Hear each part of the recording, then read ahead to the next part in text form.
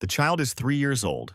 She's curious, distracted, just far enough away that no one has noticed. The savannah is bright. It is the middle of the day. There is no reason for anyone to be afraid. And then the shadow passes over the child. No sound, no warning, just a sudden darkness crossing the ground. There 1 second and gone the next. By the time anyone looks up, she is already gone. One small footprint remains in the dust. Above it, spiraling into the African sky, something enormous rises, something that had been watching for hours before it moved. Now here is the part that should genuinely unsettle you. That story isn't legend. We know it happened because we found the bones, and what those bones revealed changed how scientists understand the entire story of human evolution. Let's go back to that shadow. The crowned eagle is still alive today in sub-Saharan Africa, and pound for pound it is one of the most powerful aerial predators on Earth. It drops from above in near-total silence.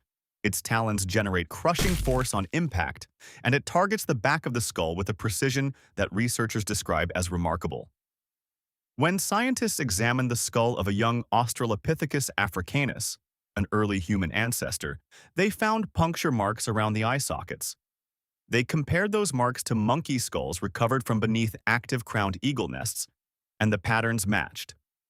That individual, known today as the Taung Child, is believed to have been taken by a bird walking upright, carried off before anyone could do anything about it. Some researchers still debate the interpretation, but the crowned eagle remains the leading explanation. Here is the part that connects directly to you. Many scientists believe our fear response to things moving above us isn't entirely learned. It may be inherited, present in infants who have never seen a predator, one of the oldest threat responses in the human nervous system. Every time you flinch at a shadow crossing the ground, something very ancient is responding. But the sky was only one problem, because something was waiting in the grass, and unlike the eagle, it may not have been hunting alone.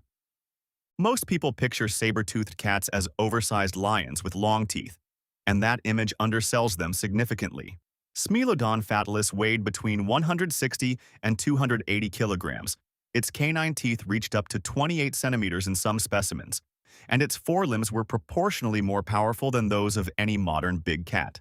Many paleontologists believe it used those forelimbs to pin prey to the ground before finishing the kill, though exactly how it hunted is still being debated. What is not debated is that Smilodon was alive at the same time as early humans in North and South America, until approximately 10,000 years ago. Some of your direct ancestors told stories around fires in a world where something that size existed in the surrounding dark. And now, the detail that changes everything.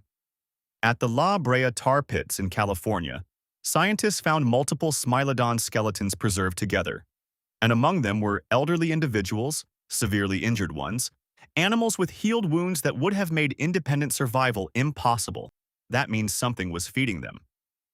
Many paleontologists interpret this as evidence of social behavior and possibly cooperative hunting. Think about what that means. Humans weren't the only species learning to cooperate. Our predators were evolving their own advantages at the same time. An arms race of social intelligence running simultaneously in the same landscape, between two species both getting smarter and both adapting to each other. Smilodon eventually disappeared, but the threat didn't. It just changed shape. What came next operated in full daylight, didn't need to hide, and left evidence on human bones that researchers are still analyzing today. Pachycrocuta brevirostris, the giant short-faced hyena, was approximately the size of a modern lion and roamed Africa, Europe, and Asia between 3 million and 500,000 years ago. It was built for something specific. Not meat, but bone. The forces it could generate with its jaws are difficult to comprehend. Fossil hominin bones from multiple African sites show toothmark patterns consistent with large hyenas, and while researchers are careful to note that distinguishing active predation from scavenging is genuinely difficult, the conclusion is still striking. Early humans were being processed by these animals. Pachycrocuta didn't just kill, it erased. Bones, marrow, evidence, everything disappeared. And yet even this animal, even Smilodon, even the crowned eagle, none of them were the threat that shaped human psychology most deeply. That threat came from a different direction entirely. Crocodiles have existed in largely the same form for tens of millions of years because the design works, and for early humans who built their lives around rivers and lakes, crocodiles were always there. Fossil hominin bones from African sites carry parallel score marks consistent with crocodile teeth, which researchers interpret as active predation. Something grabbed these individuals at the water's edge and pulled them under. The bite force of a large Nile crocodile is among the strongest ever recorded for a living animal, and unlike every other predator on this list, a crocodile in murky water is completely invisible until the moment it moves. Your ancestors approached every river they ever crossed knowing something might be in it, and that awareness became instinct.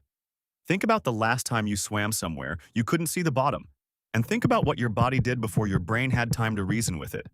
That reaction may be older than your species. But here is the thing about every predator we've covered so far. The eagle hunted from above, Smilodon worked the grass, Pachycrocuta came for the bones, the crocodile waited at the water, and each of them occupied a specific threat. What comes next occupied all of them. Skeletal evidence from prehistoric sites across Europe, Asia, and the Americas shows something researchers find consistently. Cranial fractures from blunt force, embedded projectile points, and cut marks indicating intentional processing. Organized violence between human groups is not something civilization invented. The evidence suggests it may be as old as behaviorally modern humans themselves, possibly older. One of the most sophisticated systems in the human brain is devoted to one thing: reading other people. It processes faces faster than conscious thought. It tracks loyalty, intention, and group membership automatically. That system wasn't built for a safe world. It was built for a world where the most dangerous thing you could encounter looked almost exactly like you, walked upright, used tools, and had every reason to see you as a competitor.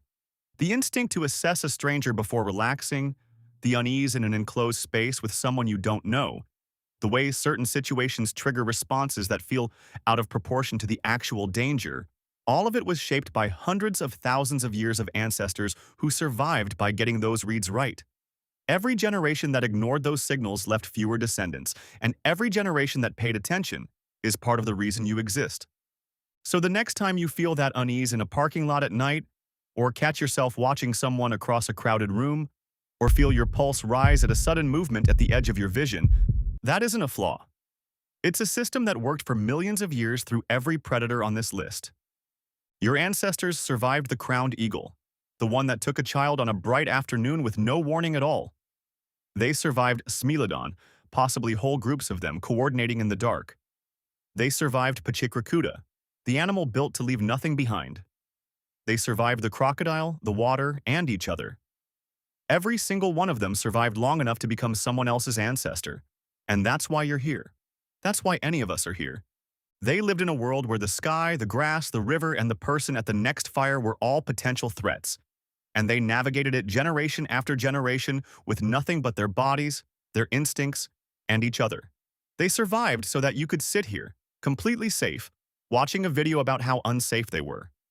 The least you can do is be a little impressed.